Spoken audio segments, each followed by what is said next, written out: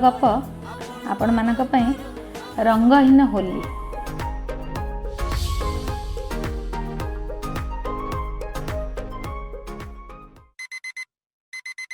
Mobile रे alarm घंटी रे निद भांगिला मोनिकार। उठी बसिला सांगे सांगे। केतेटा बाजिछि? कड़ लेउटाऊ लेउटाऊ पचारे पाखरे शोइथिबा मोनिकार बड़ अपा। 5:30। एते शीघ्र कहीं अलार्म देइथिलु? एते सकाळ उठी कौन करिवु कि? अगस्ट 15 परा भूली जाउचु? एबेठु न उठिले डेरी हो जिवो सियाडे। हाँ हैला जे आउ टिके परे उठिले कौन एमिति डेरी हो जिवो जे? राति रे एते डेरी रे शोइथिलु, आउ टिके शोइ पड़। 6:30 हो जाऊ हेले उठिबु? किछि नहले आउ टिके गड़पड़ हो जा, नहले पुणी दिन सारा खेंतरे खेंतरे होउथु तू। हेले हेबी पछे एबे किंतु उठिबाको पड़िबो मते। तू शोइथा अपा, परे उठिबु। मु उठुछि। आज मंगलवार, घरे पूजा सारिले मंदिर जिबार अछि। टिके गड़पड़ हो हो जदि निद हो गला ताहले कथा सारिला। हौ तू जा, मु आउ टिके परे उठिबी। एसी बंद करी झरका कबाट खोली दे जा, शीत कलाणी। देह उपर को कंबलटा भल करी उठे नहीं कहले मोनिकार बड़ अपा। अपा को चाहिला मोनिका। मुंडर गोड़ जाए कंबल घोड़ी हो शोई जाइथिले पुणी निदारे। देहरे पड़िथिबा चादर को गोटे कड़ को घुंचई दे हाई मारी मारी उठी पड़िला मोनिका। एसी बंद कला, झरका खोली बाहर को चाहिला। घन कला बादल सब माड़ी बसथिले सारा आकाश को, जेमती बरसी पड़िबो सांगे सांगे। झरका बंद करी गाधुआ घरे पशिला से। नित्यकर्म सारी घरे ठाकुर पूजा सारिला। अपा उठी जा, मंदिर जीवनी कि मो सांगरे? अपा, ए अपा। लुगा बदलऊ बदलऊ अपा को डाकिला मोनिका। आरे टिके गड़ी की उठी बेली एते डेरी हो गला? तू पूजा सारी मंदिर बाहरलुनी? डाकी दउनु मते टिके। धड़पड़ा हो उठी बसिले बड़ अपा। मु कौन मंदिर जाई परिबी? तू को एते समय अपेक्षा करिबु जे मते? मु भी काहींकी कहबी बाबा, तू व्यस्त मनीष। तू तोर जा नहले मु एठी घरे मुंडिया मार दउछि। भिड़ी मोड़ी हे अलस भांगु भांगु कहले अपा। बिछଣା थाउ सबिता सजाड़ी दब। तू जा शीघ्र गाधेइबु। मु ऑफिस जाउछि। पताका उत्तोलन करी आसिले मंदिर जीवी। तू तो पताका उत्तोलन पई जाई परिबुनु। तते अपेक्षा कले बहुत डेरी हो जिवो मोर। उठी बस, बाहर को जाई देख चारिआड केमिति कला अंधार। एई बरसिबो कि सेई बरसिबो। जदि एबे बरसिबाको आरंभ करदेब ताहले गला। ऑफिस जाई पताका उत्तोलन कामटा सारी दे आसे आगे। हौ तू जा, मु एई सांगे सांगे मो काम सारी बाहरी पड़ुछि। गाधुआ घरे पशिला अपा। ऑफिस बाहरी गला मोनिका।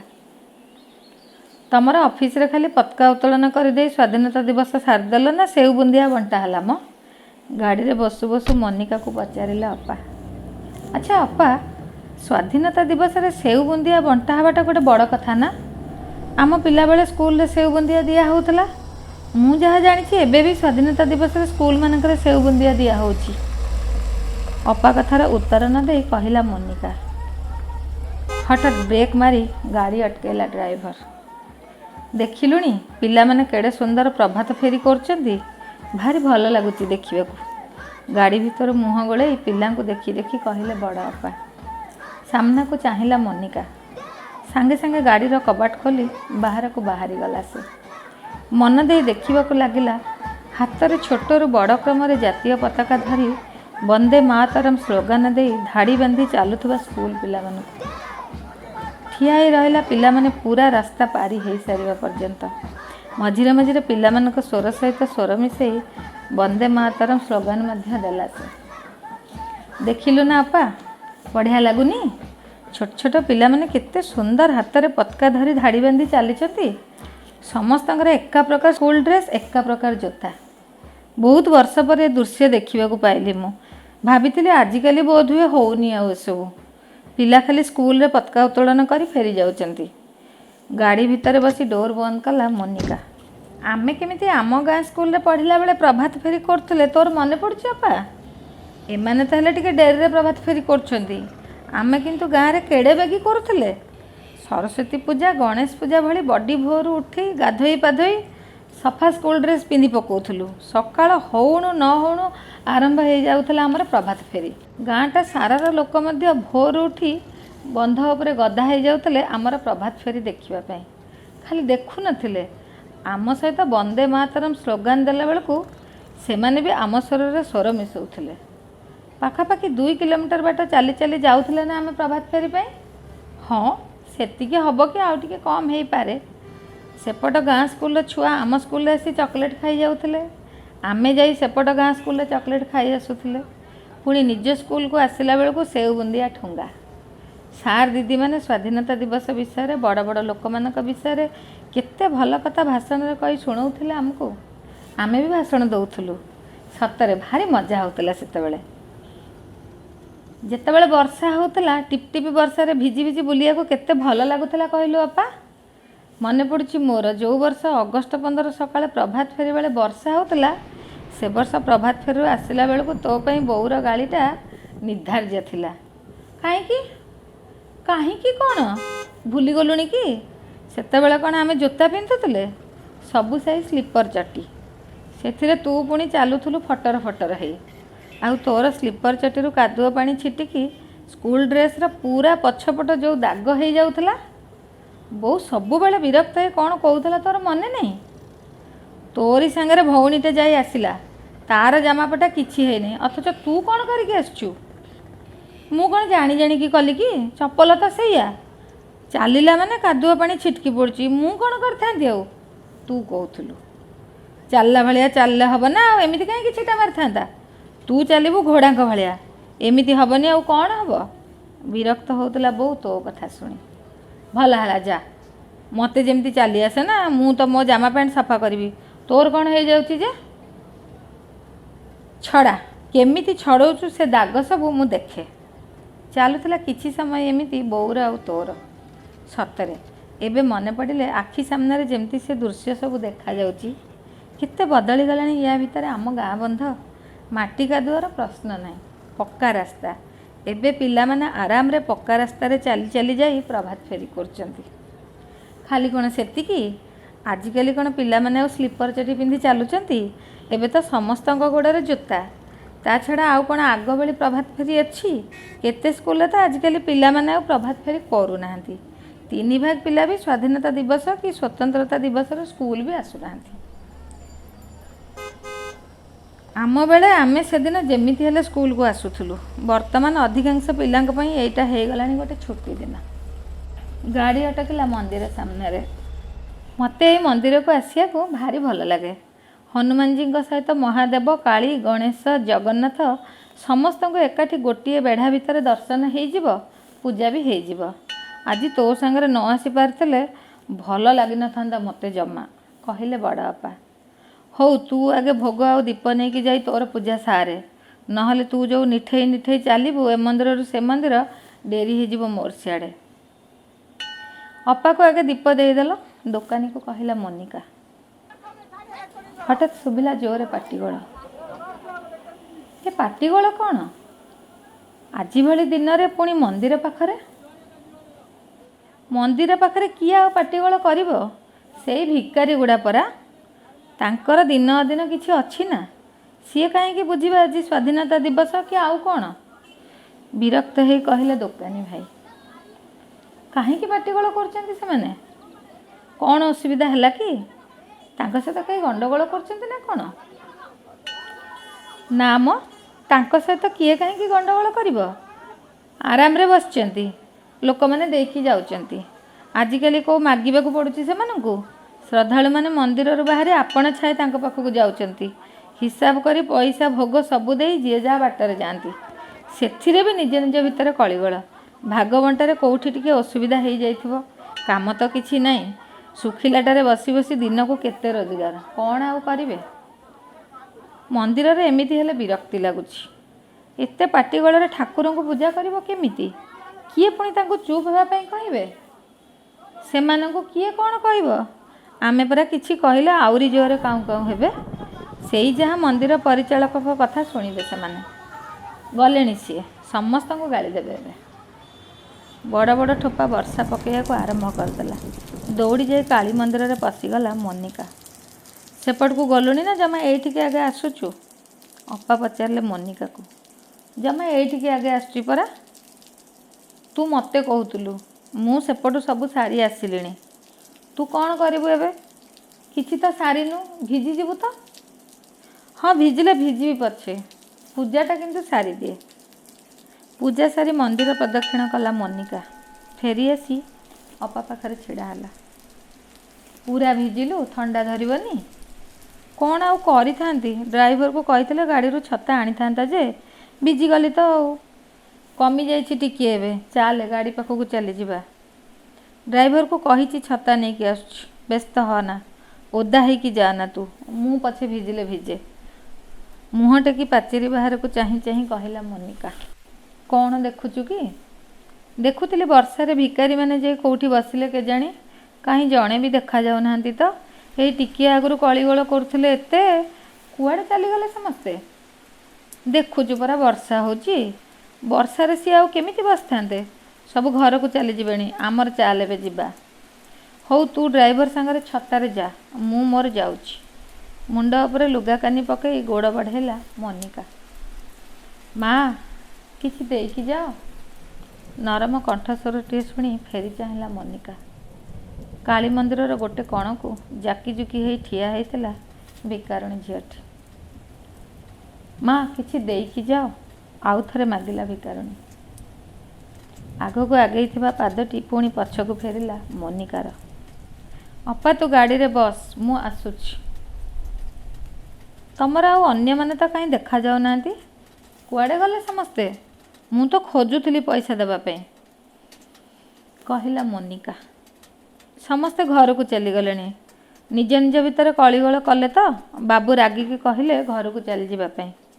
ଆଉ ତୁ କାହିଁକି ଯାଇନୁ? ତୁ କ'ଣ କଳିଗୋଳରେ ନଥିଲୁ କି? ନାଇଁ ମା, ମୁଁ କାହିଁକି କଳିଗୋଳ କରିବି, ମୋ ଦୁଃଖ ତ ମୋତେ ବଳଉଛି। ମୁଁ ଯାଇନାହିଁ ସେମାନଙ୍କ ସାଙ୍ଗରେ, ତଳକୁ ମୁହଁ ପୋତି କହିଲା ଭିକାରୁଣୀ। ଆରେ ତୁ ସେଇ ତ, ସେଦିନ ରାମ ମନ୍ଦିର ପାଖରେ ତୁ ମୋ ଗାଡ଼ି ପାଖକୁ ଆସି ଭିକ ମାଗୁଥିଲୁ ନା? ଆଶ୍ଚର୍ଯ୍ୟ ହେଇ ମନିକାର ମୁହଁକୁ ଚାହିଁଲା ଭିକାରୁଣୀ। ସେଦିନ ରାମ ମନ୍ଦିର ପାଖ ଟ୍ରାଫିକ୍ ଛକରେ ଗାଡ଼ି ଛିଡ଼ା ହେଇଥିଲା ଟ୍ରାଫିକ୍ର ନିର୍ଦ୍ଦେଶକୁ ଅପେକ୍ଷା କରି।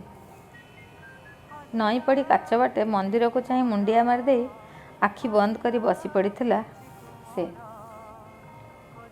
ତା'ର ପ୍ରିୟ ପୁରୁଣା ଗୀତଟିଏ ବାଜୁଥିଲା FM ରେଡ଼ିଓରେ। ଆଖି ବନ୍ଦ କରି ମନ ଦେଇ ଶୁଣୁଥିଲା ଗୀତଟି ମନିକା। ମା, କିଛି ଦିଅ। ନରମ କଣ୍ଠସ୍ୱରଟିଏ ଧ୍ୟାନ ଭାଙ୍ଗିଥିଲା ତା'ର। ଆଖି ଖୋଲି ଚାହିଁଥିଲା ବାହାରକୁ ସେ। ମା, କିଛି ଦିଅ। ଝରକା ପାଖରେ ଠିଆ ହେଇ ହାତ ପତେଇ ମାଗୁଥିଲା ଭିକାରୁଣୀଟି। ଦେଖିଥିଲା ସେ ଭିକାରୁଣୀକୁ। ବେଶ୍ ଡଉଲ ଡାଉଲ ସୁନ୍ଦର ଚେହେରାର ଝିଅଟିଏ। ଗୋଲ ହେଇ ଚେକା ମୁହଁଟି ଝାଉଁଳି ପଡ଼ିଥିଲେ ବି ନଜର ସ୍ଥିର ହେଇଯାଉଥିଲା ମୁହଁ ଉପରେ ତା'ର। ଆକର୍ଷଣୀୟ ଥିଲା ତା'ର ବଡ଼ ବଡ଼ ଆଖି ଦୁଇଟି ସହ ମୁହଁଟି ମଧ୍ୟ। ମୁହଁ ଦେଖି ବେଶୀ ବୟସର ଲାଗିନଥିଲା। କହରା ବାଳର ବଡ଼ ଖୋସାଟିଏ ମୁଣ୍ଡରେ। ବେଶୀଭାଗ ବାଳ ଖୋସାରୁ ବାହାରି ଯାଇ ଆଲୁରୁ ବାଲୁରୁ ହେଇ ମୁହଁ ଉପରେ ଲୋଟୁଥିଲା ତା'ର। ମନେ ହେଉଥିଲା କେତେଦିନ ତଳେ ହୁଏତ ପାନିଆ ବାଜିଥିବ ସେ ବାଳରେ। ଛିଣ୍ଡା ଲୁଗା, ଅଲରା ବାଳ, ଅସନା ଦେହ ଭିତରୁ ବି ବାରି ହେଇ ପଡ଼ୁଥିଲା ସୌନ୍ଦର୍ଯ୍ୟ ତା'ର। କାଖରେ କପଡ଼ା ବନ୍ଧା ହେଇ ଛୁଆଟିଏ। ଆଖି ବନ୍ଦ କରି ମୁଣ୍ଡ ଝୁଲେଇ ଓହଳି ରହିଥିଲା କପଡ଼ା ଭିତରେ। ବିରକ୍ତିର ଭାବ ସ୍ୱତଃ ଉଠି ଆସିଥିଲା ତା'ର ମୁହଁ ଉପରକୁ। ଏତେ କମ୍ ବୟସର ସୁନ୍ଦର ଝିଅଟା ଭିକ କାହିଁକି ମାଗୁଛି, ପୁଣି କାଖରେ ଛୁଆ? ମା, ଯାହା ଦେବ ଦେଇଦିଅ। ସେପଟେ ଟ୍ରାଫିକ୍ ଲାଇଟ୍ ଆଡ଼େ ଚାହିଁ ଦେଖ, ସମୟ ସରି ଆସିଲାଣି, ଗାଡ଼ି ଛାଡ଼ିଦେବ ଏବେ। କିଛି ହେଲେ ଦେଇଦିଅ ମା, ବ୍ୟସ୍ତ ହେଇ ପଡ଼ିଥିଲା ଭିକାରୁଣୀଟି। ଏମାନଙ୍କୁ ଜମା କିଛି ଦେବା କଥା ନୁହେଁ। କେଉଁଠି କାମ କରିବାକୁ କହିଲେ କରିବେ ଏମାନେ? ଏଡ଼େ ସୁନ୍ଦର ଯବାନ ଝିଅଟା କାହା ଘରେ କାମ କରି ପେଟ ପୋଷନ୍ତାନି? ନା, ସେ କାମ କାହିଁକି କରିବ? ସହଜିଆ ଉପାୟଟା ତ ଧରିଛି ଆଉ, ବସିବ ଆଉ ଭିକ ମାଗିବ। କଷ୍ଟ କରି କାହା ଘରେ କାମ କାହିଁ କରିବ, କହିଥିଲା ଡ୍ରାଇଭର। ମୁହଁ ଫେରାଇ ନେଉ ନେଉ ନଜର ଅଟକିଥିଲା ଭିକାରୁଣୀର ଲୁଗାକୁ ଧରି ଠିଆ ହେଇଥିବା ତା'ର ଆର ଛୁଆଟି ଉପରେ। ବହୁତ ସମୟ ଧରି କାନ୍ଦିଥିଲା ବୋଧହୁଏ ଛୁଆଟି। ଆଖି ଯୋଡ଼ିକ ନାଲି ନାଲି ଆଉ ଫୁଲା ଫୁଲା ଥିଲା ତା'ର। ଖାଲି ବିସ୍କୁଟ ଖୋଳଟିକୁ ଧରି ମନ ଦେଇ ଚାଟି ଚାଲିଥିଲା ସେ। ଭାରି ଦୁଃଖ ଲାଗିଥିଲା ତାକୁ ଛୁଆଟିର ମୁହଁକୁ ଦେଖି। ପଇସା ନ ଦେଇ ଚାଲିଯିବା କଥା ଭାବି ପାରିନଥିଲା ସେ। ଯବାନ ଝିଅଟା କିଛି କାମ କରି ଛୁଆଙ୍କୁ ମଣିଷ କରୁନୁ, ୟା ତା ପାଖରେ ହାତ ପତେଇ କାହିଁ ପେଟ ପୋଷୁଛୁ। ପର୍ସରୁ 10 ଟଙ୍କିଆ ନୋଟ୍ଟିଏ ବାହାର କରି ଭିକାରୁଣୀ ହାତକୁ ବଢ଼େଇବାକୁ ଗଲାବେଳେ କହିଥିଲା ସେ। ହଠାତ୍ ତା ହାତରେ 10 ଟଙ୍କିଆ ନୋଟ୍ଟି ଦେଖି ଝଲସି ଉଠିଥିଲା ଭିକାରୁଣୀର ମୁହଁ। ନୋଟ୍ଟି ତା ହାତରୁ ନେଉ ନେଉ ତା ମୁହଁକୁ ଚାହିଁଥିଲା ସେ। କିଛି କହିବା ପାଇଁ ପାଟି ଖୋଲୁଥିଲା ହୁଏତ, କିନ୍ତୁ ସେ କ'ଣ କହୁଛି ଶୁଣିବା ପୂର୍ବରୁ ଟ୍ରାଫିକ୍ ପୋଷ୍ଟର ସବୁଜ ଲାଇଟ୍ଟି ଜଳି ଉଠିଥିଲା। ଗାଡ଼ି ଆଗକୁ ବଢ଼େଇ ଦେଇଥିଲା ଡ୍ରାଇଭର। ଠିକ୍ ମନେ ରଖିଛ ମା', କିନ୍ତୁ ଆଶ୍ଚର୍ଯ୍ୟ ଲାଗୁଛି ମୋତେ। କେତେ ବଡ଼ ଲୋକ ତମେ। ସେଦିନ କେତେ ସମୟ ପାଇଁ ମୋତେ ଦେଖିଥିଲ, ସେଇଥିରେ ବି ମନେ ରଖିଛ। ଦେଖୁ ଦେଖୁ ଚିହ୍ନିଦେଲ ଏଠି। ମୁଁ କିନ୍ତୁ ତମକୁ ଦେଖି କିଛି ମନେ ପକାଇ ପାରିନଥିଲି। ତମେ କହିଲାରୁ ଏବେ ମନେ ପଡ଼ିଲା ମୋର। ସେଦିନ ତ ତୁ ରାମ ମନ୍ଦିର ପାଖରେ ମାଗୁଥିଲୁ, ପୁଣି ଆଜି ଏଠି କେମିତି? ମୁଁ ଯାହା ଜାଣିଛି ତମର ସବୁ ପୁରା ଯାର ତାର ନିର୍ଦ୍ଦିଷ୍ଟ ଜାଗା ଥାଏ ବସି ଭିକ ମାଗିବାକୁ। ଠିକ୍ କହିଲ ମା', ଏଇଟା ମୋ ଜାଗା ନୁହେଁ। ଏ ଜାଗାରେ ମୋ ମାଉସୀ ବସେ। ତମେ ଦେଖିଥିବ ତାକୁ, କଳା ହେଇ ମୋଟା ହେଇ ଦେଖିବାକୁ। ତାକୁ ଜ୍ୱର ହେଇଛି ତ, ସେଥିପାଇଁ ମୁଁ ଆସି ବସିଛି ତା ଜାଗାରେ। ଆଜି ମଙ୍ଗଳବାର, ବେଶୀ ଲୋକ ଆସନ୍ତି ଏଠି ହନୁମାନଙ୍କ ପାଖକୁ ଆଉ ମା କାଳୀଙ୍କ ପାଖକୁ। ଭଲ 2 ପଇସା ମଙ୍ଗଳବାର ଦିନ ମିଳେ ଏ ମନ୍ଦିରରୁ। ସେଥିପାଇଁ ମାଉସୀ କହିଲା ଆଜି ଆଉ ଏପଟ ସେପଟ ନ ଯାଇ ଏଠି ବସିବା ପାଇଁ। କିନ୍ତୁ ଦେଖୁନ, ସକାଳ ପହରୁ କେମିତି ମେଘ, ତା ସାଙ୍ଗକୁ ଏ ବିଜୁଳି ଘଡ଼ଘଡ଼ି। କିଏ ଆସିବ ଏଥିରେ ମନ୍ଦିରକୁ କହୁନ? ଆଉ ତୋ ଛୁଆମାନେ? ସେଦିନ ଯେଉଁମାନଙ୍କୁ ତୋ ପାଖରେ ଦେଖିଥିଲି ସେମାନେ ତୋ ଛୁଆଟି? ହଁ ମା', ସେ 2ଟି ମୋ ଝିଅ, ଧୀର କଣ୍ଠରେ କହିଲା ଝିଅଟି। ଗୋଟାକୁ 2-2.5 ବର୍ଷ ହେଇଥିବ କି ନାହିଁ ତା ହାତ ଧରି ଘୋଷାଡ଼ୁଥିଲୁ ସେଦିନ ଦେଖିଥିଲି। ପୁଣି ଆଉ ଗୋଟାଏ ଛୁଆ ଥିଲା କାଖରେ। କେଉଁଠି ଛାଡ଼ିଲୁ ସେମାନଙ୍କୁ? ମାଉସୀ ଜ୍ୱରରେ ଘରେ ଶୋଇଛି। ସାନଟାକୁ ତା ପାଖରେ ଶୁଆଇ ଦେଇ ଆସିଥିଲି। ବଡ଼ଟାକୁ ନେଇ ଆସିଛି ସାଙ୍ଗରେ। ସେ ମନ୍ଦିର ପଛପଟେ ବସେଇଛି ତାକୁ। ସେଦିନ କିନ୍ତୁ ତତେ ଦେଖି ଭାରି ବିରକ୍ତ ଲାଗିଥିଲା ମୋତେ। କେଡ଼େ ସୁନ୍ଦର ଡଉଲ ଡାଉଲ ଚେହେରା ତୋର। ବୟସ କେତେ ବା ହବ ତତେ? କାହା ଘରେ କାମ କରି ପେଟ ପୋଷିଲୁନି। ଦେହର ବଳ ଖୁନ୍ଦି ହେଇଛି ତୋର। କେଉଁ ବୁଢ଼ୀହାଡ଼ି ହେଇଛୁ ନା କୋଡ଼ିଆ ଖଣ୍ଡିଆ ହେଇଛୁ ଯେ କାମ କରି ନିଜର ପେଟ ପୋଷି ପାରିବୁନି, ନା ଛୁଆକୁ ମଣିଷ କରିପାରିବୁନି। ସେ କଥା ନ କରି ଖାଲି ବର୍ଷକୁ ବର୍ଷ ଗୋଟାଏ ପରେ ଗୋଟାଏ ଛୁଆ ଜନ୍ମ କରିଦେଉଛୁ। ସେଦିନ ତ ଛୁଆଗୁଡ଼ାଙ୍କୁ ଦେଖିଥିଲି, ଦେହର ଜୀବନ ନଥିଲା ଭଳିଆ 2ଟା ଯାକ। କାହିଁକି ଏମିତି କରୁଛ ତମେ ସବୁ? ତୁ ତ ଭିକ ମାଗିଲୁ, ଛୁଆକୁ ବି ସେଇଆ କରେଇବୁ? ଚୁପ୍ ହେଇ ଠିଆ ହେଇଥିଲା ଭିକାରୁଣୀ ଝିଅଟି। ହଉ ଛାଡ଼, ମୋର ଡେରି ହେଇଯାଉଛି, ମୁଁ ଯାଏ। ତତେ କହିକି ବି କ'ଣ ଲାଭ? ତୁ ଯା ତୋ ଘରକୁ, ଡେରି ହେବ ପୁଣି ମୋର। 10 ଟଙ୍କିଆ ନୋଟ୍ଟିଏ ଭିକାରୁଣୀଟିର ହାତକୁ ବଢ଼େଇ ଦେଇ ମନ୍ଦିର ବେଢ଼ାରୁ ବାହାରକୁ ପାଦ ବଢ଼ାଇଲା ମୋନିକା।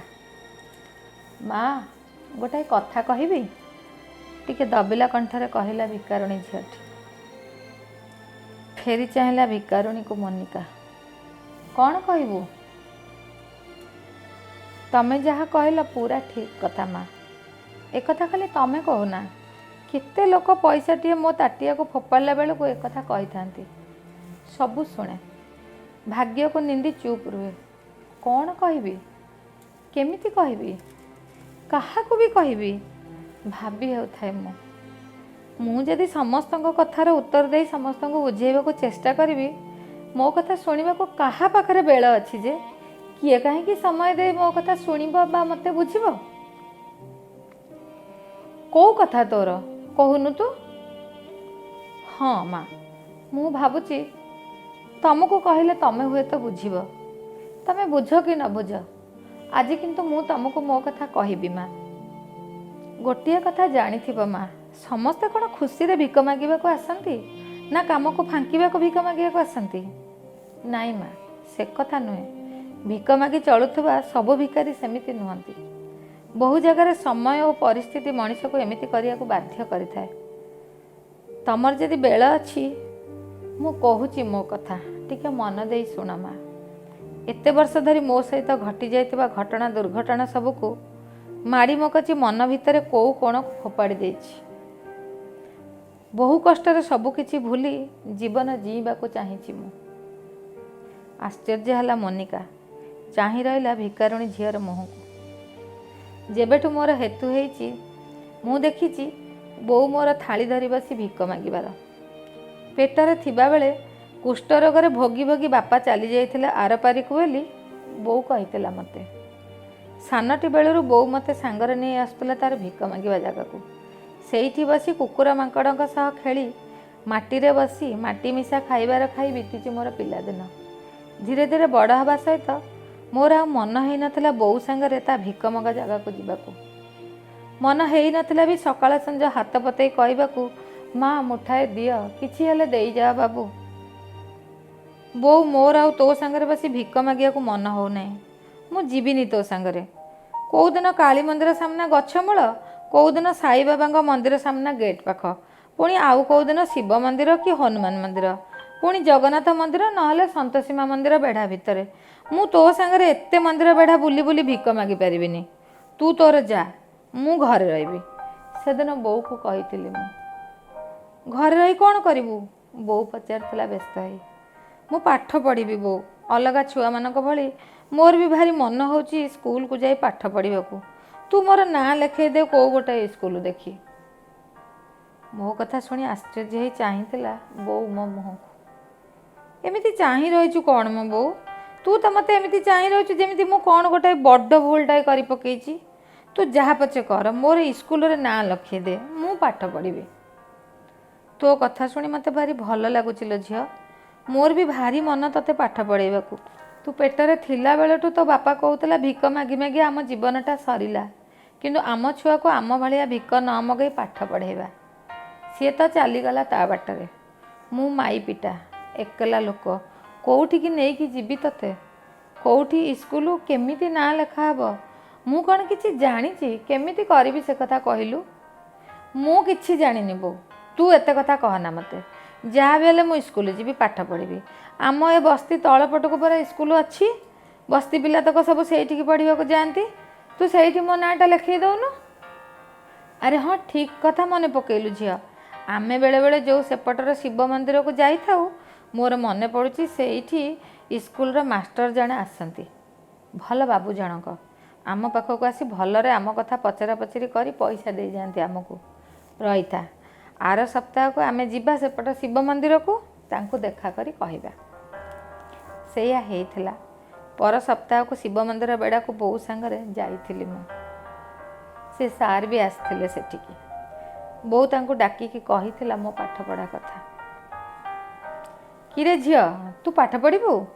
ହଉ ଠିକ୍ ଅଛି, କାଲିକି ବଢ଼ିଆ ସଫା ଜାମାପଟା ପିନ୍ଧି ମୁଣ୍ଡ କୁଣ୍ଡେଇ ସଫା ସୁତୁରା ହେଇ ସ୍କୁଲକୁ ଚାଲିଆ। ମୁଁ ତୋ ନାଁ ଲେଖା କରେଇଦେବି ଆମ ସ୍କୁଲରେ, ଖୁସିରେ କହିଥିଲେ ବାବୁ। ପରଦିନ ସଫା ସୁତୁରା ହେଇ ମୁଣ୍ଡ କୁଣ୍ଡେଇ ଭଲ ଜାମା ପିନ୍ଧି ବୋଉ ସାଙ୍ଗରେ ଯାଇଥିଲି ସ୍କୁଲକୁ। ନାଁ ଲେଖା ହେଇଯାଇଥିଲା ମୋର ସେଠି। ଖୁସିରେ ଉଛୁଳି ପଡ଼ିଥିଲି ମୁଁ। ସେଦିନ ବଜାରକୁ ଯାଇ ମୋ ପାଇଁ ସବୁ କିଣି ଦେଇଥିଲା ବୋଉ। ନିଜ ପେଟରୁ କାଟି ଯେତିକି ଯାହା ପଇସା ସଞ୍ଚି ରଖିଥିଲା, ସେଇଥିରେ ମୋର ସ୍କୁଲ ବ୍ୟାଗ୍, ବହି ଖାତା, ସ୍କୁଲ ଡ୍ରେସ୍ ସବୁ କିଣି ଦେଇଥିଲା। ସ୍କୁଲ ବ୍ୟାଗ୍ ଭିତରେ ବହି ଖାତା ରଖି ସ୍କୁଲ ଡ୍ରେସ୍ ପିନ୍ଧି ମୁଣ୍ଡରେ ଦୁଇଟା ଲମ୍ବା ବେଣୀ ଝୁଲେଇ ମୁଁ ଯାଇଥିଲି ପାଖ ବସ୍ତିର ସ୍କୁଲକୁ। ମୁଁ ଯେତେବେଳେ ଜାମା ଜୋତା ପିନ୍ଧି ମୁଣ୍ଡରେ ବେଣୀ କରି ବ୍ୟାଗ୍ ଝୁଲେଇ ସ୍କୁଲ ଯାଉଥାଏ, ମୋତେ ଲୋଭିଲା ନଜରରେ ଚାହିଁ ରହିଥାଏ ବୋଉ। ଯେମିତି ମୋର ସେ ରୂପ ଦେଖି ପେଟ ପୁରି ଯାଉଥାଏ ତା'ର। ଥାଉ ଥାଉ, ତତେ ମୁଁ ଏମିତି ଚାହିଁବିନି, ନଜର ଲାଗିଯିବ ତୋ ଉପରେ। ମା ଡାଣୀର ନଜର ଭାରି ଖରାପ। ଏଥର ବାଟ ମିଳିଯାଇଛି ମୋତେ। ଯେତେ କଷ୍ଟ ହେଲେ ବି ମୁଁ ମୋ ଝିଅକୁ ଭିକ ମଗେଇବି ନାହିଁ। ଝିଅ ମୋର ପାଠ ପଢ଼ିବ, ଚାକିରି କରିବ, ବଡ଼ ମଣିଷଟାଏ ହେବ। ଥୁ କରି ଛେପ ମେଞ୍ଚାଏ ମୋ ଉପରେ ପକେଇ କହୁଥିଲା ବୋଉ। ମୋ ମୁଣ୍ଡ ସାଉଁଳି ଦେଉଥିଲା। ଦିନରାତି ମୋ ପାଇଁ ଠାକୁରଙ୍କ ପାଖରେ କେତେ କ'ଣ ମାଗୁଥିଲା ସେ। ସ୍କୁଲକୁ ଯାଉଥିଲି ମୁଁ, ମନ ଦେଇ ପାଠ ବି ପଢ଼ୁଥିଲି। ଧୀରେ ଧୀରେ ବଡ଼ ଶ୍ରେଣୀ ହେଇଥିଲା। ବେଳକୁ ବେଳ ବେଶୀ ବେଶୀ ପଇସା ଦରକାର ପଡ଼ୁଥିଲା। ବୋଉର ଭିକ ମଗା ପଇସାରେ ଆଉ ହେଇପାରୁନଥିଲା ଆମର। ଚିନ୍ତା ବଢ଼ିଥିଲା ବୋଉର। କେଉଁଠୁ ବେଶୀ ପଇସା ଆଣିବ ଭାବି ଭାବି ନିଦ ହେଉନଥିଲା ତାକୁ। ଏସବୁ ଭିତରେ ହଠାତ୍ ଜ୍ୱର ଆସିଥିଲା ବୋଉକୁ। ଯେତେ ଔଷଧପତ୍ର ଦେଲେ ବି ଜ୍ୱର କିନ୍ତୁ ଛାଡ଼ୁନଥିଲା। ସେତିକିରେ ବି ସରିନଥିଲା। କିଛି ଦିନ ଜ୍ୱର ହେଲା ପରେ ହାତ ଗୋଡ଼ ସବୁ କାଲୁଆ ମାରିଯାଇଥିଲା ବୋଉର। ଚାଲିବାକୁ ଗୋଡ଼ରେ ଟିକିଏ ବି ବଳ ନଥିଲା କି ହାତରେ ଶକ୍ତି ନଥିଲା ତାଟିଆ ଧରିବାକୁ। ଶେଷକୁ ଡାକ୍ତରଖାନାରେ ଭର୍ତ୍ତି ହେଇଥିଲା ବୋଉ। ପରୀକ୍ଷା ନିରୀକ୍ଷା ପରେ ଜଣାପଡ଼ିଥିଲା ବୋଉକୁ ହୋଇଥିଲା କୁଷ୍ଠ ରୋଗ। ଧୀରେ ଧୀରେ ଗୋଡ଼ ହାତ ସବୁ ବଙ୍କା ହେଇଯାଉଥିଲା ବୋଉର। ପଇସା ସରିଯାଉଥିଲା। ବେଶୀ ଦିନ ବୋଉକୁ ଆଉ ଡାକ୍ତରଖାନାରେ ରଖି ହେଇନଥିଲା। ଅଳ୍ପ ସ୍ୱଳ୍ପ କ'ଣ ଟିକେ ଔଷଧ ପଥିରେ କାମ ଚଳେଇ ଦେଉଥିଲୁ। ବ୍ୟସ୍ତ ହେଇ ପଡ଼ୁଥିଲି ମୁଁ ବୋଉର ରୋଗ ଦେଖି। ସେଥିରେ ପୁଣି ମୋର ପାଠପଢ଼ା। କୌଣସି ମତେ 10ମ ଶ୍ରେଣୀଟା ପାସ୍ କରିଗଲେ ତାପରକୁ ଯାହା ହେଲେ ଗୋଟେ କରିହେବ ଭାବି ଭାରି କଷ୍ଟରେ ଆଗଉଥିଲି ମୁଁ। ପହଞ୍ଚି ଯାଇଥିଲି ବି 10ମ ଶ୍ରେଣୀରେ, କିନ୍ତୁ ଆଉ ହେଇନଥିଲା। ବୋଉର ବେଶୀ ବେଶୀ ଦେହ ଖରାପ ହେଉଥିଲା। ହାତ ପାପୁଲି ଆଉ ପାଦ ସବୁ ଧୀରେ ଧୀରେ ଖଣ୍ଡିଆ ଖାବରା ହେଇ ଛିଣ୍ଡି ଛିଣ୍ଡି ଯାଉଥିଲା। ତାର ଭିକ ମଗା ପଇସା ସବୁ ସରିଯାଉଥିଲା ତାର ଔଷଧ କିଣାରେ। ଭାତ ଖାଇବା ପାଇଁ ପଇସା ନଥିଲା ଆଉ ଆମ ପାଖରେ। ବୋଉ, ମୁଁ ଭାବୁଛି ସକାଳୁ ଯାଇ 2-3 ଘରେ ବାସନ ମାଜି ଆସିବି, 2 ପଇସା ମିଳିବ ହେଲେ। ସେଦିନ ବୋଉକୁ କହିଥିଲି ମୁଁ। ନା ନା, ସେ କଥା ହେଇପାରିବନି। କେତେ ମନ କରିଛି ତୁ ପାଠ ପଢ଼ି ବଡ଼ ମଣିଷ ହବୁ ବୋଲି।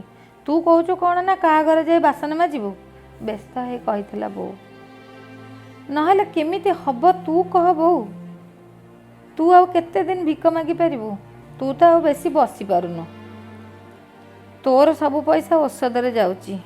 କେତେ ଉପାସ ରହିବା, କେତେ ଛିଣ୍ଡା ପିନ୍ଧିବା। ଦେଖୁଛୁ କୁଡ଼ିଆ ଘରର ଚାଳ ଖଣ୍ଡକରୁ କେତେ ଜାଗାରୁ ଛଣ ଉଡ଼ିଗଲାଣି। ବର୍ଷେ ଉପରେ ହେବ ଛଣ ପଡ଼ିନାହିଁ ସେଥିରେ। ଏଥର ବର୍ଷା ଦିନ ଆସିଲେ କ'ଣ କରିବା ସେ କଥା ଭାବିଲା ବେଳକୁ ମୁଣ୍ଡ କ'ଣ ହେଇଯାଉଛି। ସେଥିରେ ତୋର ରୋଗ, ଯେତିକି ଔଷଧ ଦରକାର ତାର ଭାଗେ ବି ତୁ ଖାଉନୁ। କ'ଣ କରିବା କହୁନୁ? ମୁଁ ଆଉ 2-3ଟା ମନ୍ଦିର ଯାଇ ଭିକ ମାଗିବି ନହେଲେ। ଆଉ ଅଧିକା ମନ୍ଦିର କୁଆଡ଼େ ଯିବୁ? ସେଇ ତ ସକାଳ ସଞ୍ଜ। ଖରାବେଳେ ତ ସବୁ ମନ୍ଦିର ବନ୍ଦ ରହିବ। ଆଉ କୁଆଡ଼େ ତୁ ଯାଇପାରିବୁ ଯେ? ଆଉ କେଉଁଠି ତତେ କିଏ କାହିଁକି ବି ଜାଗା ଦେବେ? ନହେଲେ ଦୁଆର ଦୁଆର ବୁଲି ଭିକ ମାଗିବି ପଛେ। ତୋ ଦେହ କଥା ତୁ ଜାଣିଛୁଟି ବୋଉ। ଏ ଅବସ୍ଥାରେ ତୁ କୁଆଡ଼େ ଦୁଆର ଦୁଆର ବୁଲିବୁ? ଯାହା ବି ହଉ ତୁ କାହା ଘରକୁ ଯିବୁନି କାମ କରିବାକୁ। ମୁଁ ନହେଲେ ଯିବି 2-3 ଘର ବାସନ ମାଜି ଆସିବି। ବୋଉ, କଥା ଶେଷ କରିପାରିନଥିଲି ମୁଁ। ନଜର ମୋର ସ୍ଥିର ରହିଥିଲା ବୋଉର ହାତ ଉପରେ। ତଳକୁ ମୁହଁ କରି ବୋଉ ବି ଦେଖୁଥିଲା କୋଳ ଉପରେ ରହିଥିବା ତାର ଅଧା ଛିଣ୍ଡି ଯାଇଥିବା ପାପୁଲି 2ଟିକୁ। ମୁଁ ବୁଝିପାରୁଛି ଲୋ ମା, ତୁ ଯାହା କହିବାକୁ ଚାହୁଁଛୁ ବୁଝିପାରୁଛି ମୁଁ। ଏ କୋଢ଼ ରୋଗ ତ ମୋର ହାତ ଗୋଡ଼ ସବୁ ଖାଇଗଲାଣି। ଏମିତି ହାତରେ କେଉଁଠିକି ଯିବି? କି କାମ କରିବି? କିଏ ବା କାମ ଦବ ମୋତେ? ତୁ ଜମା ବ୍ୟସ୍ତ ହନା ବୋଉ, ମୁଁ ସବୁ କରିଦେଇପାରିବି। ତୁ ଖାଲି ତୋର ସେ ଚିହ୍ନା ବାବୁ ଆଉ ମା' ମାନଙ୍କୁ କହି ମୋ ପାଇଁ 2-3ଟା ଘର ବୁଝିଦେ। ସକାଳ ବେଳା ତାଙ୍କ ଘରେ ଯାଇ କାମ କରିଦେଇ ଆସିବି। ସଞ୍ଜବେଳେ ମୁଁ ମୋର ଘରେ ବସି ପାଠ ପଢ଼ିବି। ଉପାୟ ଶୂନ୍ୟ ଥିଲା ବୋଉ। ଆରମ୍ଭ ହେଇଯାଇଥିଲା ନୂଆ କାମ ମୋର। ସକାଳ 5ଟାରୁ ଆରମ୍ଭ କରି ଦିନ 9ଟା ଯାକେ କାମ କରୁଥିଲି ମୁଁ ବାବୁମାନଙ୍କ ଘରେ। ତାପରେ ଆସି ପୁଣି ଘରର କାମ ସାରି ସ୍କୁଲ ଯାଉଥିଲି। ମାସକୁ ମାସ ମିଳିଯାଉଥିଲା ପଇସା। ବୋଉର ଔଷଧ କିଣା ହେଇପାରୁଥିଲା। ଫଳରେ ବୋଉ ବେଶୀ ବେଶୀ ଭାଗ ଘରେ ନ ରହି ସବୁଦିନ ଯାଇପାରୁଥିଲା ଭିକ ମାଗିବାକୁ। ଭଲରେ 2 ବେଳା 2 ମୁଠା ଖାଇବାକୁ ବି ମିଳିଯାଉଥିଲା। ଖୁସି ହେଇଯାଉଥିଲି ମୁଁ। ଆହୁରି ବେଶୀ ମନ ଲଗେଇ ପାଠ ପଢ଼ୁଥିଲି। ନୀରବରେ ବସି ଶୁଣୁଥିଲା ମୋନିକା। ଇଚ୍ଛା କଲେ ବି ମଝିରୁ କିଛି କହିବା ପାଇଁ ଚାହୁଁନଥିଲା ସେ। ମ୍ୟାଟ୍ରିକ୍ ପରୀକ୍ଷା ରହିଯାଇଥିଲା ଆଉ ମାତ୍ର କେତେଟା ମାସ। ସେଦିନ ସକାଳ 5:30ରେ ଯାଇ ବାବୁଙ୍କ ଘରେ କଲିଂ ବେଲ୍ ମାରିଥିଲି। ବାବୁ ଆସି କବାଟ ଖୋଲିଥିଲେ। ପଶି ଯାଇଥିଲି ମୁଁ ଘର ଭିତରକୁ। ଅଭ୍ୟସ୍ତ ହାତ ମୋର ଆରମ୍ଭ କରିଦେଇଥିଲା କାମ ପରିଚିତ ଘରଟିର କୋଣ ଅନୁକୋଣରେ। ବାବୁ ବସି ରହିଥିଲେ ସୋଫା ଉପରେ। ଆଜି ବଡ଼ମା କ'ଣ ଏପର୍ଯ୍ୟନ୍ତ ଉଠି ନାହାନ୍ତି କି? ଏତେବେଳକୁ ତ ତାଙ୍କର ଫୁଲ ତୋଳା ଆରମ୍ଭ ହେଇଯାଇଥାଏ। ବଡ଼ମା ଗାଁକୁ ଯାଇଛି କାଲିଠୁ, କହିଥିଲେ ବାବୁ। ଝାଡ଼ୁ ଧରି ପଶିଥିଲି ପିଲାଙ୍କ ଶୋଇବା ଘରେ। ପଛରେ ବାବୁ ମଧ୍ୟ ପଶିଥିଲେ। ପିଲାମାନେ କ'ଣ ନାହାନ୍ତି ଏ ଘରେ? ଖଟରେ କ'ଣ ଶୋଇନାହାନ୍ତି? କୁଆଡ଼େ ଗଲେ ଏତେ ସକାଳୁ? ଆଶ୍ଚର୍ଯ୍ୟ ହେଇ ପଚାରିଥିଲି ମୁଁ। କିଛି କହିନଥିଲେ ବାବୁ। ପିଲାଙ୍କ ଘର ଓଳେଇ ସାରି ଯାଇଥିଲି ମା' ବାବୁଙ୍କ ଶୋଇବା ଘରକୁ। ମା, ବାଥରୁମ୍ ଯାଇଛ ନା କ'ଣ? ଖଟରେ କ'ଣ ନାହଁ? ଖଟରେ ମାଆଙ୍କୁ ନ ଦେଖି ବଡ଼ ପାଟିରେ କହିଥିଲି ମୁଁ। ତୋ ମା' ଯାଇଛି ତା ବାପ ଘରକୁ, ଗମ୍ଭୀର ହେଇ କହିଥିଲେ ବାବୁ। ମା' ପିଲାମାନେ ବଡ଼ ମା' ସମସ୍ତେ ଏକାଥରେ ଚାଲିଗଲେ। କାଲି ସକାଳେ ଆସିଲା ବେଳେ ତ କାହିଁ ଏ ବିଷୟରେ କିଛି ଶୁଣି ନଥିଲି। ସବୁ କଥା କ'ଣ ତତେ କହିକି କରିବେ? ଆମେ କ'ଣ ସବୁ କଥା ତତେ ପଚାରିବାକୁ ଏଠି ରହିଛୁ? ତୋର କ'ଣ ପଚାରିବାର ଅଛି ମୋତେ ପଚାର, ମୁଁ ତ ଅଛି ସବୁ କହିବାକୁ ତତେ। କହୁ କହୁ ପାଖକୁ ଲାଗି ଆସିଥିଲେ ବାବୁ। ଚମକି ପଡ଼ିଥିଲି ମୁଁ। ଚାହିଁଥିଲି ବାବୁଙ୍କୁ। ଆହୁରି ଚମକିଥିଲି ବାବୁଙ୍କ ମୁହଁର ଭାବଭଙ୍ଗୀ ଦେଖି। ଏତେ ଦିନ କାମ କରିବା ଭିତରେ ପ୍ରଥମ ଥର ସେଦିନ ଦେଖିଥିଲି ବାବୁଙ୍କର ସେ ଚାହାଣୀକୁ। କିନ୍ତୁ ବେଶୀ କିଛି ବୁଝିପାରିବା ପୂର୍ବରୁ ହଠାତ୍ ଦୁଇ ହାତରେ କୁଣ୍ଢେଇ ଧରିଥିଲେ ମୋତେ ବାବୁ। ବାବୁ ବାବୁ ବାବୁ ଇଏ କ'ଣ ହେଉଛି ବାବୁ? ଅସ୍ତବ୍ୟସ୍ତ ହୋଇପଡ଼ିଥିଲି ମୁଁ। ଚୁପ୍! ତାଙ୍କ ହାତରେ ମୋ ପାଟିକୁ ବନ୍ଦ କରିଦେଇଥିଲେ ବାବୁ। ପାଟି କରନା କହୁଛି, ଫିସ୍ ଫିସ୍ କରି କହିଥିଲେ ସେ। କିନ୍ତୁ ବାବୁ ଏ କ'ଣ କରୁଛନ୍ତି? ଛାଡ଼ି ଦିଅନ୍ତୁ। କୌଣସି ମତେ ବାବୁଙ୍କ ହାତ ପାଟିରୁ ଛଡ଼େଇଥିଲି ମୁଁ। ପୁଣି କଥା କହିଲୁ? ଥରେ ମନା କଲି ଜମା କଥା କହନା। ଟେକି ନେଇ ବସେଇ ଦେଇଥିଲେ ମୋତେ ବାବୁ ଖଟ ଉପରେ। ଛାଡ଼ି ଦିଅନ୍ତୁ ବାବୁ, ମୁଁ ଚାଲିଯାଏ। ଲୁହ ଛଳ ଛଳ ଆଖିରେ ଅନୁନୟ କରି କହିଥିଲି ମୁଁ। ଯିବୁ ତ? କିଏ ମନା କରୁଛି? ଟିକେ ବସ୍ ମୋ ପାଖରେ। କେତେ ଭଲ ଲାଗୁଛି କହିଲୁ ଆମେ ଏମିତି ଦେହକୁ ଦେହ ଲାଗି ବସିଲେ। ନାଇଁ ବାବୁ, କିଛି ଭଲ ଲାଗୁନାହିଁ ମୋତେ, ଛାଡ଼ି ଦିଅନ୍ତୁ। ବାବୁଙ୍କ ହାତ ଭିତରେ ଥାଇ ଭିଡ଼ି ମୋଡ଼ି ହେଇ କହିଥିଲି ମୁଁ। ଆଗକୁ ଆହୁରି ଭଲ ଲାଗିବ ଦେଖିବୁ ରହ। ଏବେ ସିନା ଏତିକି ଭଲ ଲାଗୁଛି। ତୁ ଖାଲି ଚୁପ୍ ହେଇ ବସି ରହିଥା ମୋ ପାଖରେ। ତୁ ପିଲା ଲୋକ, ଭଲ ଲାଗିବା ନ ଲାଗିବା ବିଷୟରେ ତୁ କ'ଣ ଜାଣିଛୁ? ତୁ ଖାଲି ବସି ରହ ମୋ ପାଖରେ। ଆହୁରି ଶକ୍ତ ହେଇଥିଲା ବାବୁଙ୍କ ହାତ। ନାଇଁ ବାବୁ ନାଇଁ, ମୋତେ ଛାଡ଼ି ଦିଅନ୍ତୁ। ଡେରି ହେଲାଣି ମୋର। ଆର ବାବୁ ଘର ମାନେ ରାଗୁଥିବେ ମୋର ଡେରି ଦେଖି। ତାଙ୍କ ଘରେ ବି କାମ କରିବି ନା। ଥରେ କହିଲି ନା ଏତେ କଥା କହନା ବୋଲି। ଏମିତି ସମୟରେ ଏତେ କଥା କେହି କହନ୍ତି ନାହିଁ। ଠେଲି ପକେଇ ଦେଇଥିଲେ ମୋତେ ବାବୁ ବିଛଣା ଉପରେ। ବାବୁଙ୍କ ହାତ ଖେଳି ବୁଲୁଥିଲା ମୋର ସାରା ଦେହରେ। ବାବୁଙ୍କର ଗରମ ନିଶ୍ୱାସରେ ପୋଡ଼ିଗଲା ଭଳି ଲାଗୁଥିଲା ମୋତେ। କାନ୍ଦି କାନ୍ଦି ନେହୁରା ହେଇ ହେଇ ଥକୁଥିଲି ବାବୁଙ୍କୁ। କିନ୍ତୁ କିଛି ହେଇନଥିଲା। ଯେତେ ଯାହା କଲେ ବି ଅଟକେଇ ପାରୁନଥିଲି ବାବୁଙ୍କ ହାତକୁ, ତାଙ୍କର ମୁହଁକୁ। ବାବୁଙ୍କ ଲାଳ ଆଉ ଝାଳରେ ଓଦା ହେଇଯାଉଥିଲା ସାରା ଦେହଟା ମୋର। ତା ଭିତରେ ହଜି ଯାଉଥିଲା କେଉଁଠି ମୋର ଲୁହ ଆଉ ମୋର ଆର୍ତ୍ତନାଦ। ବାବୁଙ୍କ ହାତ ମୁହଁକୁ ଅଟକେଇବାର ଶକ୍ତି ଧୀରେ ଧୀରେ ହରେଇ ବସୁଥିଲି ମୁଁ। ଯେତେ ଚେଷ୍ଟା କଲେ ବି ନିଜକୁ ମୁକୁଳେଇ ପାରୁନଥିଲି ମୁଁ ବାବୁଙ୍କ ପାଖରୁ। ତାଙ୍କ ଦେହରେ ସିଂହର ଶକ୍ତି। ଏକାଥରକେ ମୋତେ ଗିଳି ପକେଇବାର ମନ। ହଠାତ୍ ବେଲ୍ ବାଜି ଉଠିଥିଲା। ଥରେ, ଦୁଇଥର, ତିନିଥର ବେଲ୍ ବାଜିଥିଲା। ବାବୁ, କଲିଂ ବେଲ୍ ବାଜୁଛି ବାବୁ, ବାହାରେ କିଏ ଡାକୁଛନ୍ତି ବୋଧହୁଏ, କାତର କଣ୍ଠରେ କହିଥିଲି ମୁଁ। ଅଟକି ଯାଇଥିଲା ବାବୁଙ୍କର ଚଞ୍ଚଳ ହାତ। ଛାଡ଼ି ଦେଇଥିଲେ ମୋତେ। ଧଡ଼ କରି ଉଠି ବସିଥିଲି ମୁଁ। ସିଂହର ଶକ୍ତ ପଞ୍ଝାରୁ ସତେ କି ଖସି ପାରିଥିଲି। ଶୋଇବା ଘରୁ ବାହାରକୁ ବାହାରି ଆସିଥିଲି। ଏଇ ବୁଝି ଖବରଦାର, ମୁହଁ ଖୋଲିବୁନି ଯେମିତି କାହା ଆଗରେ, ନହେଲେ ମୋର କିଛି ଅସୁବିଧା ହେବ ନାହିଁ ଜାଣିଥା। ଯାହା ହେବ ତୋର ହେବ। ମା ଝିଅ ଦୁଇ ଜଣ ସବୁଦିନ ପାଇଁ ଏ ବସ୍ତିରୁ ଯିବ। ପାଚିଲା ବିଲାତି ବାଇଗଣ ଭଳି ବାବୁଙ୍କର ଲାଲ ଲାଲ ଆଖି ଦିଟାକୁ ଚାହିଁ ବରଡ଼ା ପତ୍ର ଭଳି ଭୟରେ ଥରୁଥିଲି ମୁଁ। ମୋତେ ଯିବାକୁ ଦିଅ ବାବୁ, ଥରି ଥରି ଭୟରେ କହିଥିଲି ମୁଁ। ଚୁପ୍ ହେଇ ଘର ଓଳା ପହଁରା କର, ମୁଁ ଦେଖେ କିଏ କଲିଂ ବେଲ୍ ମାରୁଛି। ଭୟରେ ମୋ ପାଦ ଚଳୁ ନଥିଲା। ଯା, କାହିଁ ଠିଆ ହେଇ ରହିଲୁ? ବାଡ଼ି ପଟକୁ ଚାଲିଯା, ଓଳେଇବୁ। ପୁଣି ଥରେ ଦାନ୍ତ କଡ଼ମଡ଼ କରି କବାଟ ଖୋଲିବାକୁ ଯାଇଥିଲେ ବାବୁ। ଧୀରେ ଝାଡ଼ୁ ଧରି ଚାଲି ଯାଇଥିଲି ମୁଁ ବାଡ଼ି ପଟକୁ। ଗଳି ରାସ୍ତା ଦେଇ ପାଦ ଚାପି ଚାପି ବାହାରି ଆସିଥିଲି ବାହାରକୁ। ଏକମୁହାଁ ହେଇ ଧାଇଁଥିଲି ଘରକୁ। ଶୁଣିଥିଲା ସବୁ କଥା ବୋଉ। ଚାଲେ ଝିଅ, ମୋରି ଆଖି ଆଗରେ ମୋରି ପାଖରେ ବସିବୁ। ବାଳକୁ ଆଲୁରା ମାଲୁରା କରି ଛିଣ୍ଡା ମଇଳା ଲୁଗା ପିନ୍ଧି ଅସନା ହେଇ ବସି ଭିକ ମାଗିବୁ। ମୁଁ ଭାବୁଛି ସେଇଟା ହିଁ ହେବ ତୋ ପାଇଁ ନିରାପଦ। ଅଲରା ବାଳ ସାଙ୍ଗକୁ ଛିଣ୍ଡା ମଇଳା ଲୁଗା ଭିତରେ ରହିଥିବା ତୋର ଅସନା ଦେହଟାକୁ କେହି ଲୋଭ କରି ଛୁଇଁବା ତ ଦୂର କଥା, ତତେ କେହି ଅନେଇବେନି। ବରଂ ଘୃଣା ଆଖିରେ ଦେଖି ବାଟ ଆଡ଼େଇ ଚାଲିଯିବେ। ୟାଠୁ ଭଳି ଅଧିକା ଆଉ କ'ଣ କରିପାରିବି ମୁଁ ତୋ ପାଇଁ? ଇଚ୍ଛା ନଥିଲେ ବି ପରିସ୍ଥିତି ପାଖରେ ମୁଣ୍ଡ ନୋଇଥିଲା ବୋଉ। ଆଉ କିଛି ଉପାୟ ବି ନଥିଲା ମୋ ପାଖରେ।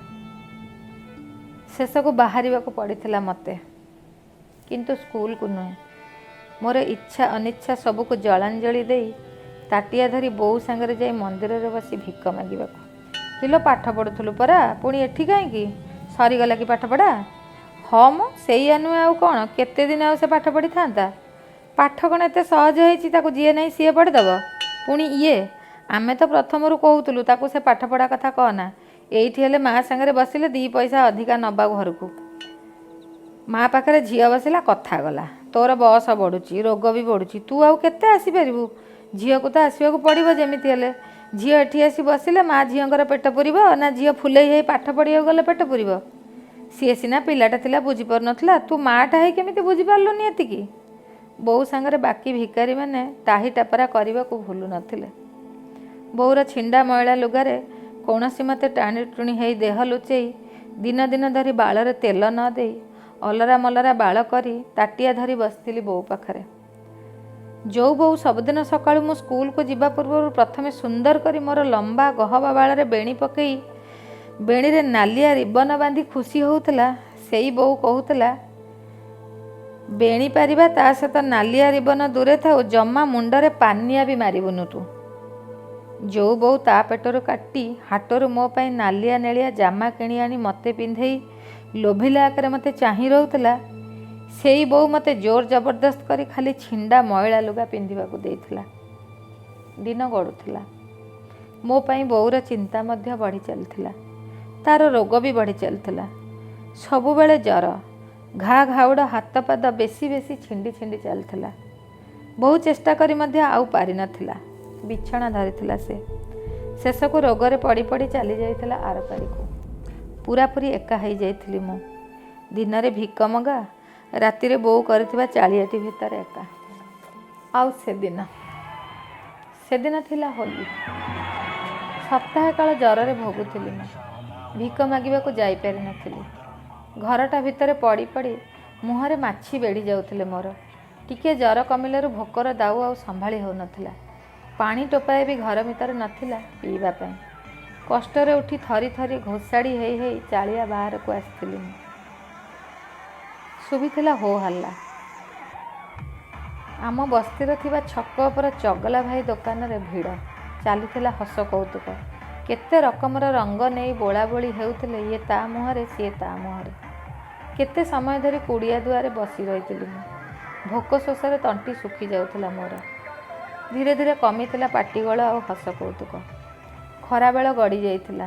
ଲୋକ ସବୁ ରଙ୍ଗ ଖେଳ ସାରି ଘରକୁ ଫେରି ଯାଇଥିଲେ। ଫାଙ୍କା ହେଇଯାଇଥିଲା ଚଗଲା ଭାଇର ଦୋକାନ। ଭାଇ କେତେ ଦିନ ହେଲାଣି ଜ୍ୱରରେ ପଡ଼ିଛି ଯେ ପଡ଼ିଛି। ଭିକ ମାଗିବାକୁ ଯାଇପାରିନି। ଭାରି ଭୋକ ଲାଗୁଛି ମୋତେ। ତଣ୍ଟି ବି ଶୁଖି ଯାଉଛି। ଗୋଟାଏ ବିସ୍କୁଟ ପ୍ୟାକେଟ୍ ଦିଅନ୍ତୁନି ମୋତେ। ବିସ୍କୁଟ ଖାଇ ପାଣି ମୁନ୍ଦାଏ ପିଇଲେ ବଞ୍ଚିଯାଆନ୍ତି ଟିକେ। କାଲି ଆଡ଼କୁ ଭିକ ମାଗିବାକୁ ଗଲେ ତୋ ପଇସା ଦେଇଦେବି। କଷ୍ଟେ ମଷ୍ଟେ ଚଗଲା ଭାଇ ଦୋକାନ ପାଖରେ ପହଞ୍ଚି କହିଥିଲି ତାକୁ। ବେଳ ଅବେଳରେ ବାକି ଦେଇଥାଏ ଚଗଲା ଭାଇ। ସେଦିନ ବି ବିସ୍କୁଟ ପ୍ୟାକେଟ୍ ଦେଇଥିଲା ମୋତେ। ତା ଦୋକାନରୁ ପାଣି ମୁନ୍ଦାଏ ବି ପିଇବାକୁ ଦେଇଥିଲା। ଟିକିଏ ସାଷ୍ଟମ ଲାଗିଥିଲା। କୁଡ଼ିଆକୁ ଫେରିଥିଲି। କବାଟଟା ଖୋଲା ରଖି ସେଇଠି ଦୁଆର ମୁହଁରେ ଲୁଗା କାନିଟା ଉପରେ ଗଡ଼ି ପଡ଼ିଥିଲି ମୁଁ। ପବନ ବାଜି ଛାଇ ନିଦ ଟିକେ ଲାଗିଯାଇଥିଲା। ହଠାତ୍ ମୋ କାନ ପାଖରେ ଜୋରେ ନାଚ ଗୀତର ଶବ୍ଦ। ଛାନିଆରେ ଉଠି ବସିଥିଲି ମୁଁ। ମୁହଁରେ ରଙ୍ଗ ମାରି ଅଚିହ୍ନା ପାଲଟି ଯାଇଥିବା ଲୋକଗୁଡ଼ାକ ନାଚି ଚାଲିଥିଲେ ମୋ ଚାରିକଡ଼େ। ମଦ ଗନ୍ଧରେ ଫାଟି ପଡ଼ୁଥିଲା ଚାରିଆଡ଼। ଆବାକାବା ହେଇ ଚାହିଁ ରହିଥିଲି ମୁଁ ସେମାନଙ୍କୁ। କାହାର କେତେ ପ୍ରକାରର ଭାବଭଙ୍ଗୀ, କାହାର କେତେ ପ୍ରକାରର ମୁହଁ ଭଙ୍ଗୀ। କିଏ ତା'ର ମୁହଁ ଆଣି ମୋ ଦେହରେ ଘଷି ଦେଉଥିଲା, ତ ଆଉ କିଏ ମୋର ଲୁଗା କାନିକୁ ଟାଣି ନେଉଥିଲା। ପୁଣି ଆଉ କିଏ ମୋ ଛିଣ୍ଡା ବ୍ଲାଉଜ୍ ଭିତରେ ଆଙ୍ଗୁଳି ପୂରେଇ ଟାଣି ବେଶୀ ବେଶୀ ଛିଣ୍ଡେଇ ଦେଇ ଖୁସିରେ ଫାଟି ପଡ଼ୁଥିଲା। କ'ଣ ହେଉଥିଲା ବୋଲି ମୁଁ କିଛି ବୁଝିବା ଆଗରୁ, ମୁଁ କିଛି ପଚାରିବା ଆଗରୁ ହଠାତ୍ ମୁଁ ଉଠି ଯାଇଥିଲି ଯେମିତି ଶୂନ୍ୟକୁ। କେତେ ଗୁଡ଼ାଏ ହାତ ମିଶି ଶୂନ୍ୟ ଶୂନ୍ୟ ଟେକି ନେଇଥିଲେ ମୋତେ। ପାଟି କରିବାକୁ ଚେଷ୍ଟା କରିବି କଣ୍ଠ ଖୋଲୁ ନଥିଲା ମୋର। ଦେହରେ ଟିକିଏ ବି ବଳ ନଥିଲା ମୋର ଅଟକେଇବାକୁ ସେ ହାତ ଗୁଡ଼ାକୁ। ତଣ୍ଟି ଶୁଖି ଅଠା ଅଠା ହେଇଯାଉଥିଲା। କ୍ଷୀଣ କଣ୍ଠରେ ମୋ ପାଟିରୁ କେବଳ ବାରମ୍ବାର ବାହାରୁଥିଲା, किए कौटी अच पानी टोपाए दियो मते, पानी टोपाए दियो मते। किंतु मो स्वर मो भितर ही मिलई जाइथिला। शून्य रे टेकी नहीं कुआड़े नहीं केउठी रखिथिले मते किछि जानिबा अवस्था नथिली मु। जनक पर जणे केते जणे जे खिनभिन करी खाइथिले मोरे देहटाकू तार हिसाब मो पाखरे नाही। मुर्दार भली पड़ी रही मु। होश फेरला बेलू देखी खंडिया खबरा ही रक्तरे भिजी पड़ी रही मु मो कुड़िया दुआर मुहरे। असह्य जंत्रणा फाटी पड़ुला मोर देह हाथ। मने पड़ुला बोउर कथा। झील लो छिंडा महिला लुगा पिंधि नुखुरा अलरा असना हो रहिले निरापद। केही छुईबा तो दूरर कथा, केही चाहिबेनी मध्य। कुड़िया भितर मुह माड़ी पड़ी केते दिन, किंतु पेटर भोक जाली देइथिला मते। कांदी कुंथई माड़ी घोषाड़ी हो पुणी जाई बसथिली मो जगार। छुआ रही पेटरे। हईलो पोड़ा मुई कौटी ए काम कलु, केते आइलु बा? आला ताकू पचार म खाली रातिक पई जाइथिला ना सबु रातिरे जाउची? खाली रातिक पई काईकी जीव? किए कण सेमती जाए? जी थरे मजा पाई जाइथिबो सी सबु रातिरे एमती जाउथबो ना? ये परा बेपार, एमती रातिए गले हाथी आनिबो। आम भली कण दिन दिन बसी रही बाबू दियो माँ दियो कहब? पोड़ा मुई बोउ मला पर शेषकू एई काम कलु? सबू एका खाइबु ना आमको किछि दबु? काहींकी करबनी जे? चेहरा खंडे पाइछि जेतेबेले छाड़िबो काहींकी? भल हला एबे सेई चेहरा को बिकी चाले। आउ एठी बसी काई समय सारुचु? कुआडे गलु केमिति गलु टिके कहबा? तोठु शुणी आमे जीवु नहीं? हाँ आमे कौन तो भली सुंदर देखा जाउचु ना आम देहरे तो भली मांस खुंदी हो रही जे आमको टिके किए देखि लोभेइब? किलो कहूनु एमिति निरीमा किए चाहूचु जेमति किछि जानिनु? काहींकी कहब सीए? सीए तार जा जोटी करिवो लुचेई लुचेई करिवो ना आउ कौन तम समस्तंकु कहि बुलिबो? केते प्रकार टाही टापरा, केते मुह मोड़ा, केते रकमर कथा शुणेइथिले मो सांगरे बसुथिबा बाकी भिकारी माने। किए गाल चिपी ठेली देइथिला तो आउ किए पुणी कान मोड़ी जगार उठेई देइथिला। जी जहाँ कहउचंती कहंतु, तू तोर काम कर जा, जहाँ कलु कलु। ए पाप को काहींकी पेटरे पुरेई रखिचु? धोई धाई सफा हो जाउनु काहींकी? आउरी बेसी बेसी पैसा रोजगार करिवु। ए पाप को पेटरे रखिले कौन आउ से कथा हबो? कान पाखक मुह आनी फिस फिस करी कहिथिला पाखरे बसुआ भिकारुणी मौसीर बोहू। ठीक कहूचिलो सीए, धोई धाई सफा हो जा। आहुरी धीरे कहिथिला भिकारुणी माउसी। सबु शुणिथिली, सबु सहिथिली। उपाय नथिला किछि मो पाखरे। सेमानंकु मो दुख कथा कही बुझेइबाकू चेष्टा करिकि भी पारि नथिली मु। भुई छुईथिला झियो मोर। केही आउ आग भली मो सहित मिसु नथिले। अलगा अलगा ही रहुथिले सेमाने मो ठारू। सबुबेले समस्तंक मुहरे मो पई खाली घृणा। किंतु कौन करिवि? जेते घृणा जेते तिरस्कार कले भी मु किंतु जाउथिली सेमानंक सहित। तांक सहित बसी भिक मध्य मागुथिली। काहारे घृणा को देखि घरे बसी जाइथिले केमिति हेई थांता? मो सहित आउ गोटे पेट जे जोड़ी ही जाइथिला। दिन गडुथिला, झियो बढ़ुथिला। आउ झियो को केमिति पाली पोसी बड़ करिवि से चिंता घारुथिला मते। पुणी से दिन, पुणी होली, पुणी थरे केते गुड़ाए हाथ आसी शून्य को टेकी नहीं मते। झीटा काखर गली पड़ू पड़ू धरी पकईला किए जाने। रड़ी करी कांदी चलुला सी। पुणी बाजा, पुणी नाच, पुणी गीत और पुणी मौज मस्ती। मद निशारे चूर है मुहरे रंग मारी चिन्हा मनीष गुड़ाक अचिन्हा राक्षस पलटि जाइथिले। पुणी थरे झांपी पड़ते मो उपर को। मोर आकुल चित्कार, झीर विकल कांदणा सबू फेंटा फेंटी चापी हो जाइथिला से पिशाच मानक हो हल्ला भितरे। थरकु थर एते सब घटुला तो सांगरे, तू जाई थाना रे जणेलुनु? पचारिला मोनिका। हसिला भिकारुणी। आम पाई कौन थाना कौन पुलिस माँ, नियम कौन कानून कौन, से सब खाली तम मानक भली बड़ बड़िया पाई। कि नियम जना अच्छी आमको? कहाँ आगे जाए फेरादी हबू? किए शुणिब आम कथा? सेटा मो भली गोटे निआश्री भिकारुणी जहाँ दुनिया रे केही नहीं, ता कथा किए शुणिब? तेबे भी तमे जो कथा कहिल, द्वितीय थर सेमाने मो देहटा को खिनभिन कला परे जाइथिली मो पाखरे थिबा थाना को। भेटिଥିଲି जड़े थाना बाबू को, किंतु सबु कथा शुणै सारी थाना बाबू को मुह को चाहिला बेलू अबाक हो जाइली।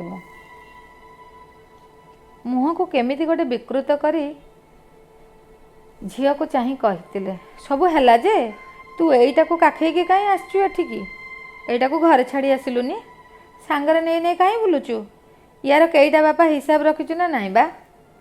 मो सहित अपकर्म करथिबा राक्षस मानकटो किछि कम नथिला तांको मुहर भाव, तांकर से आखि आ से आखिर चाहाणी। लोभिला मुहरे तांकर मध्य भरी होई रहितला प्रचंड भोक, बहुत भोक। टिके सुजोग पाइबा मात्रे जेमिति गिली पकई थांते मते। खबर पहुँची आर भिकारी मानक पाखरे, किंतु सेमाने बुझीथिले ओलटा, आउ बसई दे नथिले मते तांको सहित, बस्ती रे रखई दे नथिले मते। प्रचंड भावरे दूर दूर मार मार शेष को बोउ छाड़ी थिबा चालिया खंडकर माया मोह छाड़ी झील को सांगरे धरी जाई बसी पड़ी ट्रेन रे। ओल्हई आसी भुवनेश्वर रे। बोउठू शुणी माउसी एठी अछि, सीधा आसी पहुँची माउसी पाखरे। एठी रही जाइछि, आजिकली आउ किछि भाबुनी मु। मोर सब बेले खाली गोटिए कथा, कौन खाइबा को देवी झील दीटा को, केमिति बंचई रखिबी सेमानंकु। चुप होइतिला भिकारुणी झीलटी। अबांछित भावरे दी थर गर्भधारण करी माँ हेइतिले भी स्नेहरे छाती रे जाकी धरिछि छुआ दीटा को। ना अछि घृणा, ना अछि विरक्ति। जेते कष्ट हेले भी, जेते जंत्रणा सहिबाकु हेले भी जीवन युद्ध रे हार मानुनी से। मने मने भाबुथिला मोनिका, तमे कुह माँ कौन आउ करि थांती, मु नियाश्री कहा को कहबी, किए अछि मो पिठी रे पड़िया पई, खाली मु काहेकि, मो भली एमिति केते नियाश्री प्रत्येक दिन एमिति केते जंत्रणा सहउचंती, किंतु किए देखुची से सबु, किए जानुची से सबु। नियम कानून ता बाटरे माँ, पिशाच माने तांको बाटरे।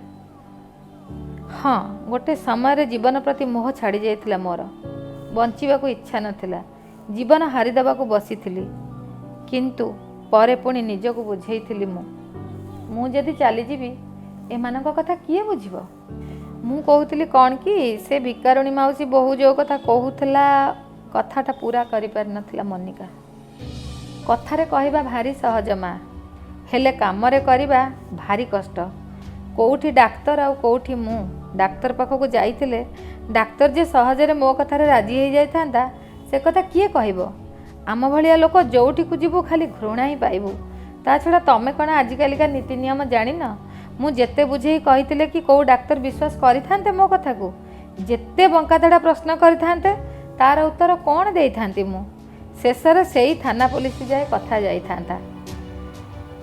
ता छड़ा निष्पाप मानकर की दोष अच्छी, जदि ईश्वरंकर इच्छा एमानंकु मो माध्यम रे दुनिया रे आलुआ देखाइबा पई ताहाले सेया ही हो। जदि ईश्वर मते एते कष्ट दे तांको सृष्टि को जीवन्यास दबा पई इच्छा करचंती, ताले ईश्वरंक इच्छा को मानि नउची मु, न मानि मोर गति ही कौन अच्छी। जिया आसीगला ताको केमिति फोपाड़ी दे परिबी मु।